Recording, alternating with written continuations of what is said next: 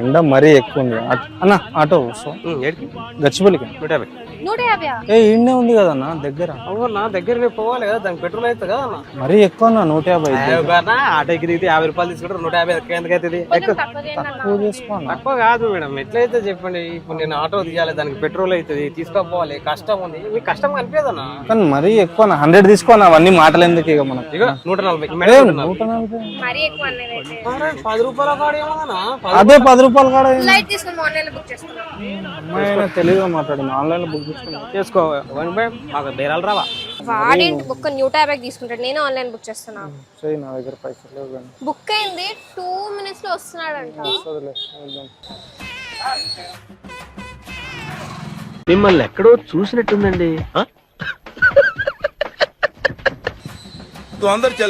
ఎక్కు. మంచిగా చెప్పినా కదా నా 100కి రమ్మని. ఎవరి ముఖం చూసినా పొద్దుగాల ఏం చేస్తామన్నా, ఎవరి ముఖం చూస్తామంటే 70 రూపాయలకి వస్తుంది ఇప్పుడు.